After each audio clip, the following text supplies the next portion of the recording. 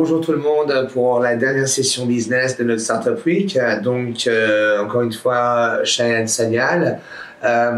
Donc, pour cette dernière session, on va discuter en fait des approches go-to-market, donc GTM, pour faire un trigramme, avec Amazon et AWS en fait. Et en fait, l'essentiel ici, c'est de réaliser que quand on fait des mécanismes, quand on met en place des mécanismes de GTM avec les startups qui font partie de notre écosystème, ce n'est pas qu'un écosystème sur AWS. En fait, on essaie d'intégrer une approche One Amazon, donc essayer d'intégrer les startups dans les divers secteurs dans lesquels on opère.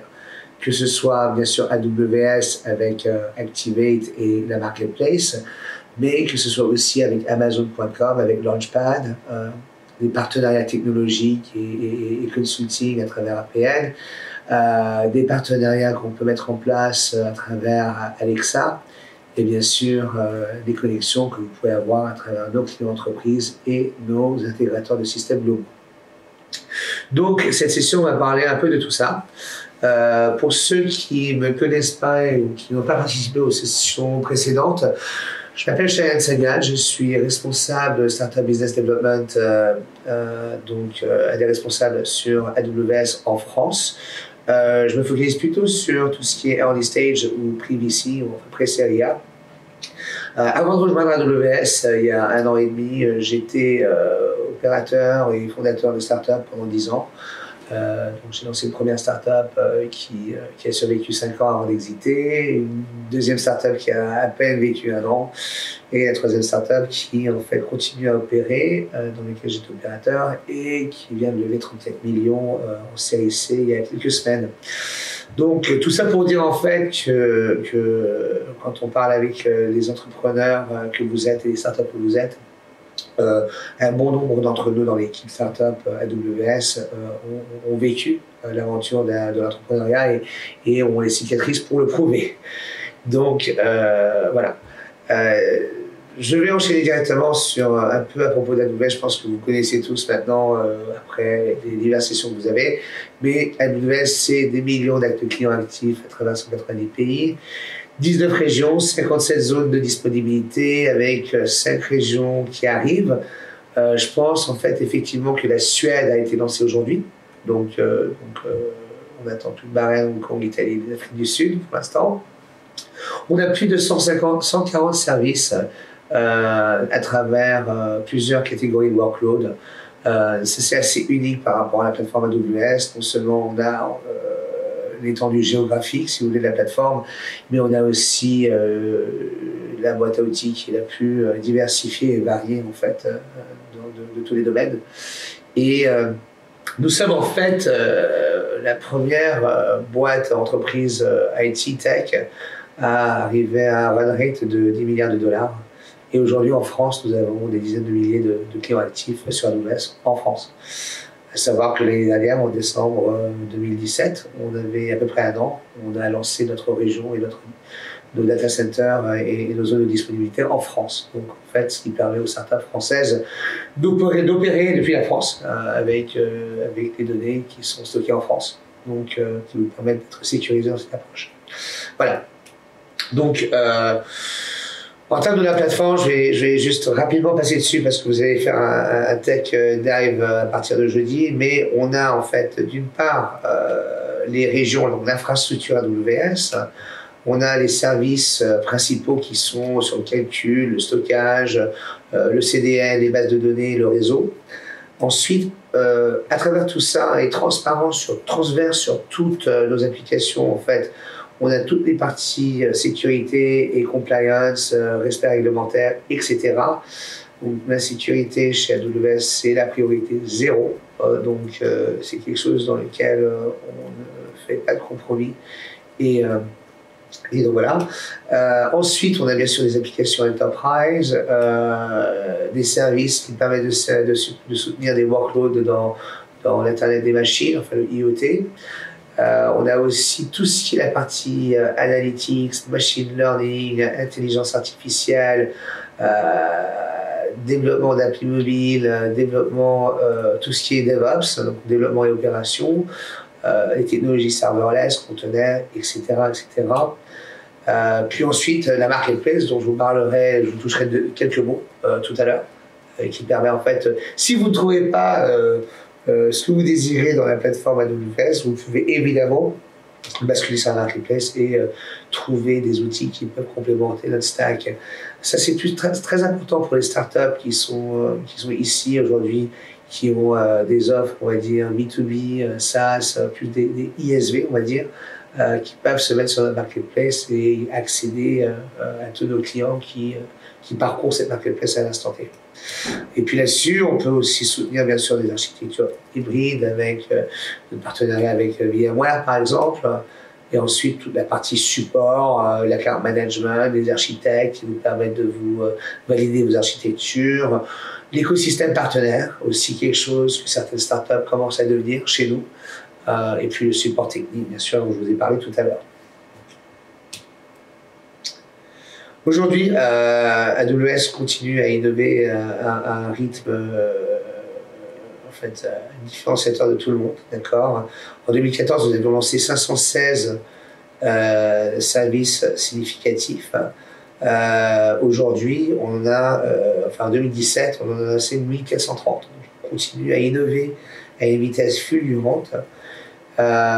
Et donc, ça vous permet en fait de récupérer de plus en plus de services et de features sur notre boîte à outils. Donc, aujourd'hui, on a un nombre énorme de startups, de clients startups. On a des milliers de startups qui tournent sur AWS, mais on a aussi des milliers de clients enterprise.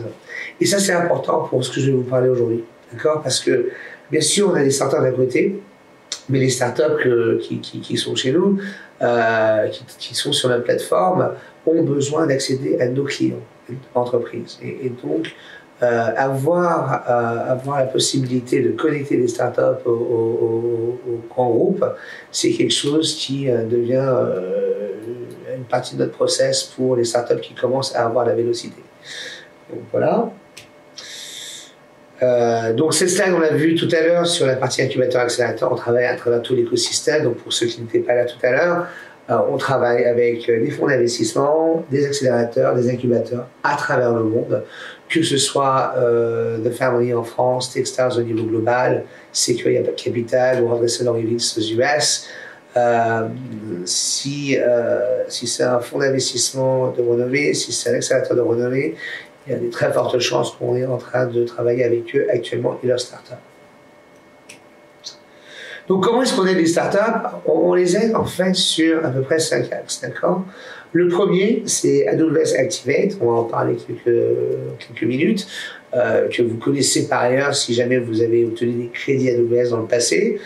On va parler de AWS Marketplace, qui est en fait une place de marché pour que nos clients puissent acheter des solutions qui étendent les solutions AWS. On a AWS Partner Network, qui est notre réseau de partenaires technologiques. Et on a Launchpad, qui est pour les startups qui ont des produits physiques à vendre sur Amazon.com. Et finalement, on a Alexa, qui est notre division qui se focalise sur tout l'écosystème voix. Voilà. Commençons par Activate. Alors, Activate, les bénéfices, les avantages d'Activate, c'est évidemment les crédits, le support technique, les formations, les office hours qu'on peut tenir avec vous, le fait qu'on peut vous mettre en valeur sur notre site, sur nos comptes Twitter ou sur nos événements aussi. Par exemple, l'année dernière, dans le Summit AWS qui a eu lieu à Paris, on a eu Content Square qui était en fait en train de faire la keynote d'ouverture du Summit AWS l'année dernière. Donc on travaille énormément pour mettre en valeur les startups à travers des événements, des blog posts, des podcasts, des vidéos, des périscopes, pour essayer de les promouvoir. Et ensuite, il y a bien sûr la communauté de développeurs AWS qui est globale, auquel vous pouvez avoir accès. Donc, sur la partie Activate, donc on a une offre qui s'offre généralement aux startups qui sont accélérées, incubées ou qui ont été financées par des fonds de seed ou des fonds d'investissement capital risque. Ces programmes en fait dédiés à ces startups qui sont dans ces désignations peuvent obtenir jusqu'à 15 000 $ de crédit promotionnel sur la plateforme pendant 2 ans. Ce montant en fait varie par rapport au programme auquel vous adhérez et peuvent aussi obtenir jusqu'à 100 000 $ sur 1 an. Généralement, cette offre-là est réservée aux fonds d'investissement.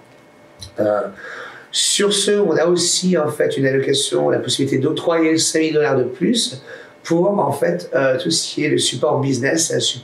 C'est le plus haut niveau de support que l'on a, hors le support enterprise, qui est vraiment réservé aux grands groupes. Ce support généralement est payant, d'accord, mais on le finance jusqu'à 5 000 $ pour une durée, enfin, il y a attention, une erreur dans ces slides, de 1 an, pas de 2 ans. D'accord, désolé. Nous offrons aussi toutes les formations, le mentoring et les mécanismes de go-to-market que je vais vous raconter dans quelques minutes. Donc, un exemple en fait de startups qui ont commencé en fait avec Activate et ont continué à faire des belles choses. On peut parler de Pumpkin. Pumpkin est une startup qui est née dans la région de Lille, d'accord, en 2014, dans l'optique de simplifier les échanges d'argent entre particuliers. Il y a aussi un service de billetterie dédié aux associations. Et en fait, sa base d'utilisateurs à l'époque doublait tous les 6 mois et ils avaient 3 millions de transactions effectuées depuis leur création. Ils avaient besoin d'une infrastructure de services souple et capable de s'adapter à la croissance. Donc, les problématiques, c'était disposer d'une infrastructure simple et rapide à déployer, se concentrer sur son cœur de métier plutôt que de la maintenance des serveurs et maîtriser leurs coûts. D'accord, donc Victor Lenel, c'était Pumpkin à l'époque, devait passer beaucoup de temps à redimensionner les instances de serveurs à la volée pour s'adapter au nombre de leurs utilisateurs. Et à travers le programme de partenariat qu'on a avec Euratechnologies, ils ont bénéficié du programme AWS Activate pour les startups. Et dans ce cadre, ils ont disposé des crédits qui leur ont permis de tester nos services et ils ont tout de suite en fait commencé à déployer des technologies qui leur ont permis de scaler très rapidement, dont notre outil ELB, Elastic Load Balancing, avec la capacité d'auto-scaler les serveurs au fur et à mesure des pics et des bas sur le trafic. Et ils ont pu en fait adapter leurs besoins et gérer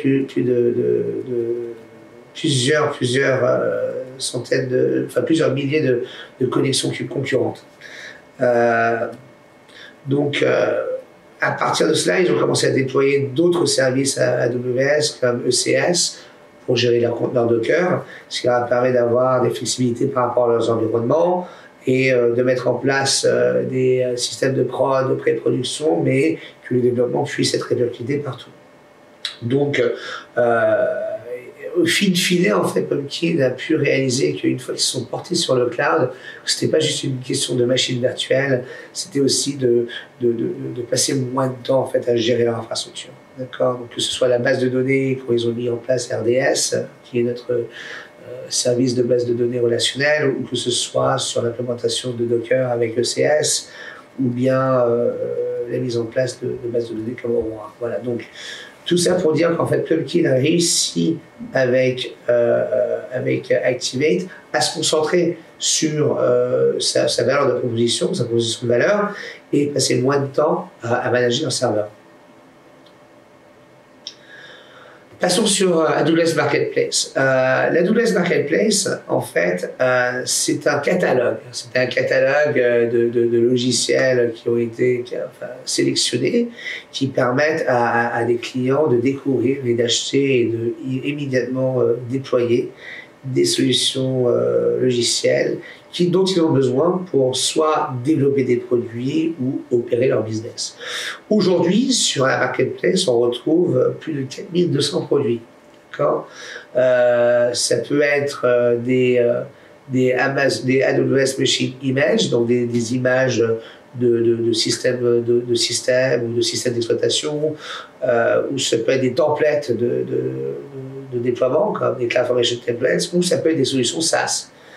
D'accord, Et en fait, les entreprises qui font leur shopping sur cette marketplace peuvent soit acheter des licences directement à travers la marketplace, ou ils peuvent apporter leur propre licence. Donc, si vous avez une licence existante pour un ERP quelconque, vous pouvez apporter cette licence et l'utiliser sur AWS.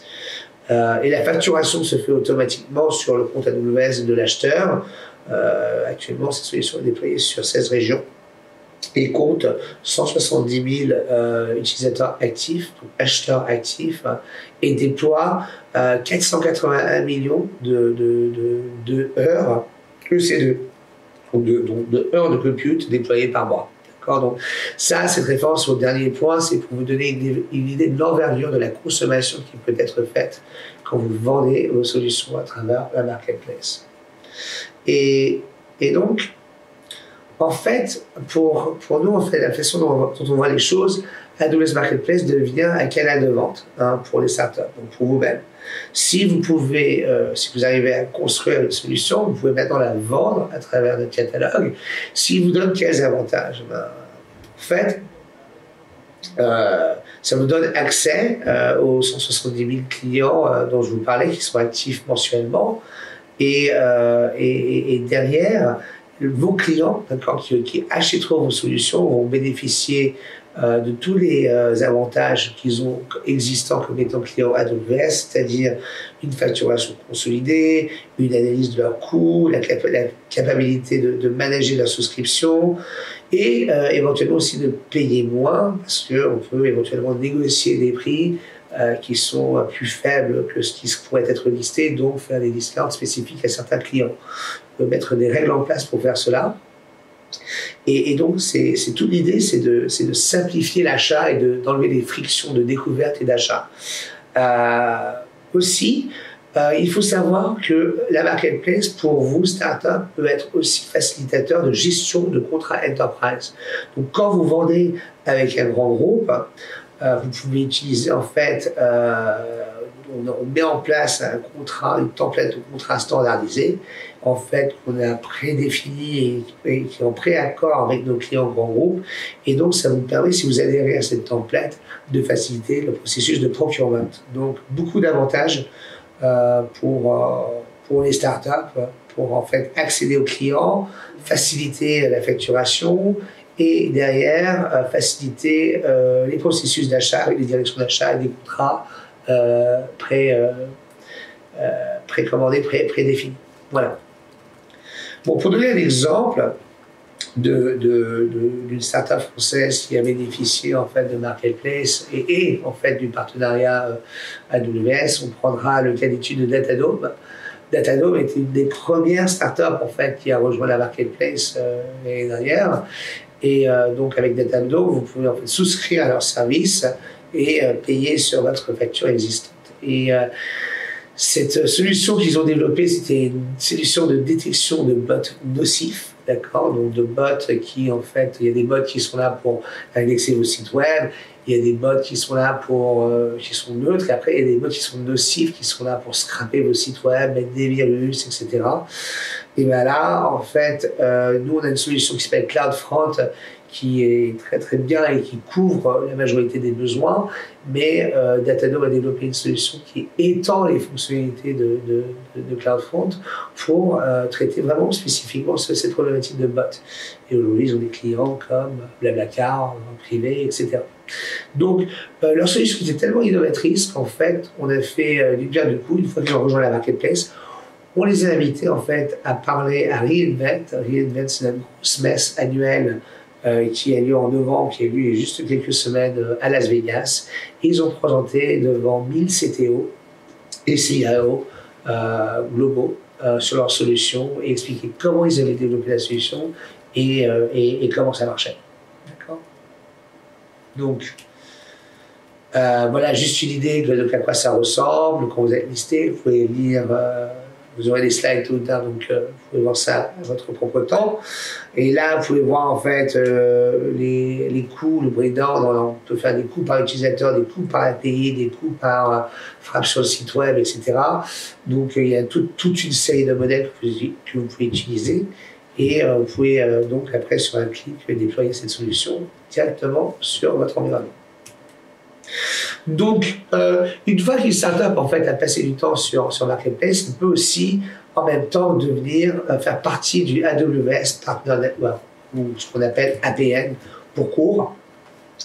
Et il faut noter que APN, en fait, la plupart d'entre vous, en fait, quand vous rejoindrez ce programme à un certain stade, vous rejoindrez en fait la partie du bas, en fait, Partner Type Technologie. On a deux types de partenariats, en effet, des partenariats de conseil, de consulting et des partenariats technologiques.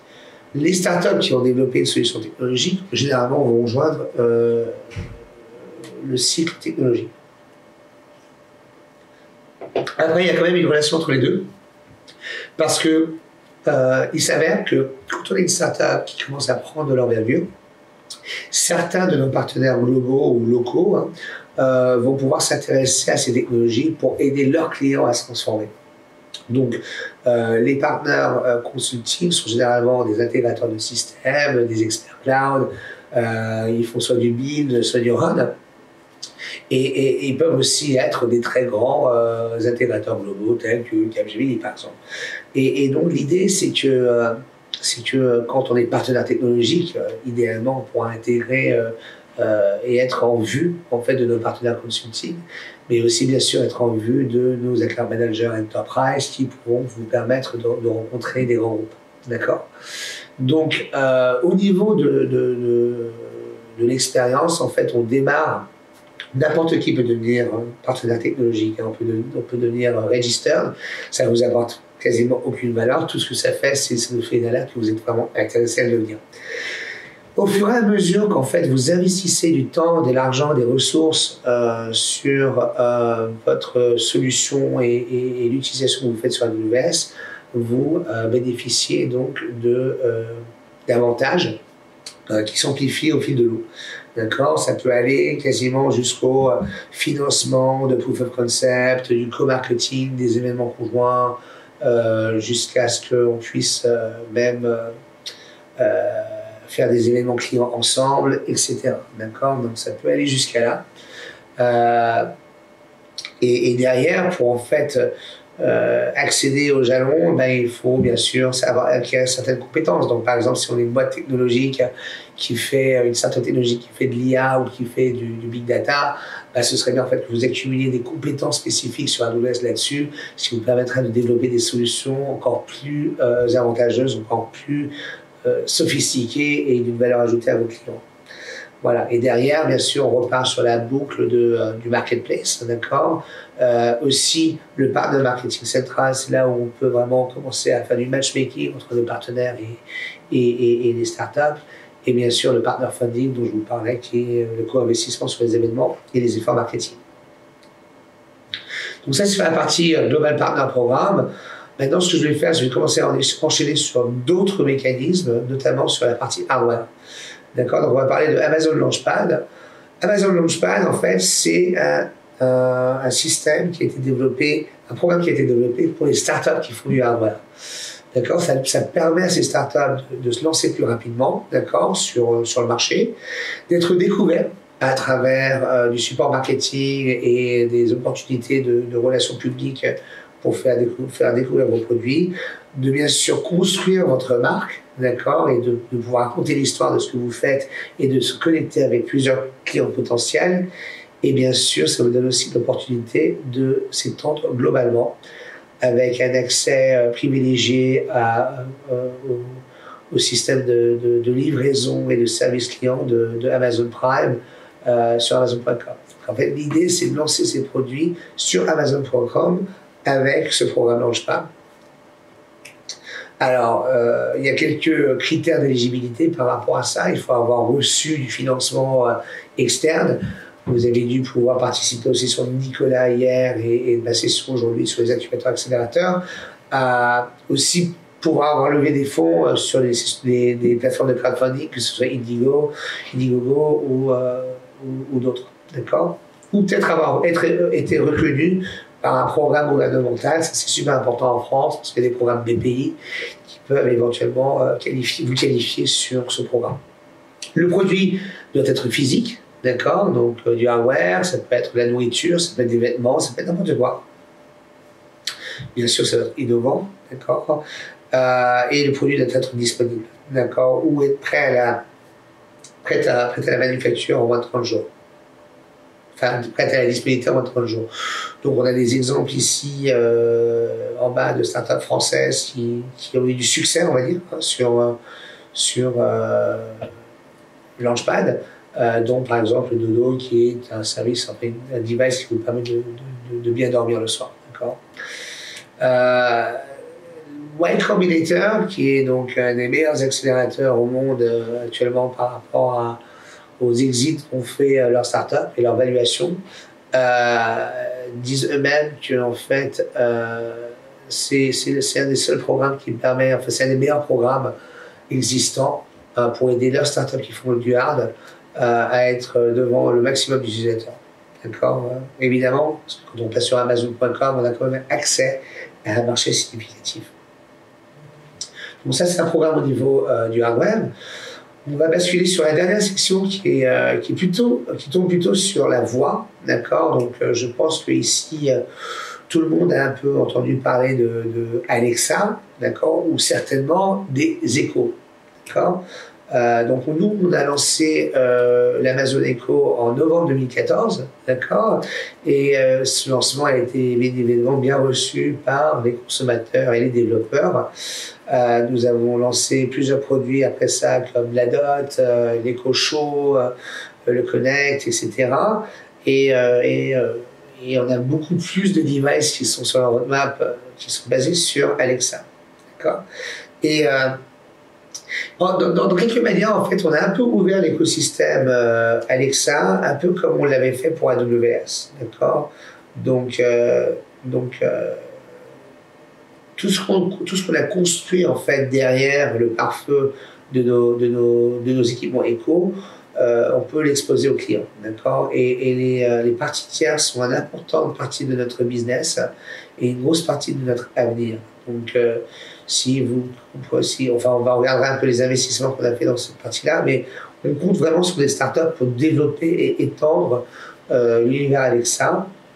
Et donc, on a maintenant fait énormément de progrès sur comment utiliser la voix pour interagir avec les machines. Et bien sûr, on n'est pas les seuls à le faire, mais on considère que Jeff Bezos, le CEO d'Amazon, considère que Alexa pourrait être le 4e pilier, on va dire, de Amazon. D'accord. Les 3 premiers étant le retail, Amazon Prime et bien sûr Amazon Web Services. Donc, sur Alexa, l'écosystème, en fait, il est de deux côtés, d'accord. On a d'un côté l'Alexa Skills Kit, ça c'est super pour les startups qui ont besoin de créer des interactions, des frameworks de conversation voix machine, d'accord. Donc ça c'est un SDK qui permet aux développeurs d'étendre leurs applications actuelles et d'utiliser des avantages et des features de Alexa, d'accord. Mais après, de l'autre côté, on a Alexa Voice Service. Et Alexa Voice Service, ça vous permet d'embarquer en fait Alexa dans vos équipements. Donc je pense notamment à Sonos qui a embarqué Alexa dans ses speakers et donc du coup ou des PC par exemple qui utilisent Alexa comme leur interface voix machine. D'accord. Et tout ça, en fait, ça combine l'ASR, donc tout ce qui est la reconnaissance vocale, et aussi le NLU, qui est la compréhension, d'accord, du langage naturel. Donc, si vous développez des applications qui ont besoin de voix, pensez à utiliser ASK comme une app. Si vous développez du hardware qui a besoin d'utiliser la voix embarquée, pensez à AVS. Et sur ça, en fait, on a un des rares fonds qu'on a à Amazon, le fonds Alexa, qui permet en fait d'investir et d'accélérer l'écosystème voix, qui ont tellement d'importance. Donc, pour vous donner une idée de l'importance que cela a pour nous, je peux vous donner l'exemple de Ring. Ring, en fait, vous voyez sur la 4e colonne à droite, en haut, est une entreprise qui a fait Techstars, en fait, le Alexa accélérateur de Techstars. Et derrière, en fait, développer une solution qui permettrait à Amazon de monitorer qui va livrer vos biens, le processus de livraison d'Amazon. Et donc, ça c'est à travers des caméras, etc. Et en fine, on a racheté Ring à la sortie avec une valuation, je pense, d'à peu près 1 milliard. D'accord? C'est pour vous donner une idée du fait qu'on investit. Et derrière aussi, on peut éventuellement, c'est une entreprise peut devenir tellement stratégique qu'on pourra faire une offre d'achat.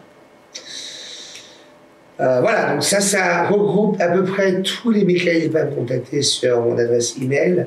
Elle figure sur une autre slide, je vous la donnerai tout à l'heure. Et c'est vraiment tout pour les sessions business. À partir de demain, on commencera les sessions techniques et ce sera jeudi et vendredi. Et là, on va commencer très simple, on commence à démarrer dans le cloud, mais ça va rapidement évoluer sur des sujets comme les conteneurs et comme le machine learning, etc. Donc, merci pour tout, merci de nous avoir écoutés pendant 2 jours. J'espère que ces sessions vous ont bien plu et à très bientôt, je l'espère.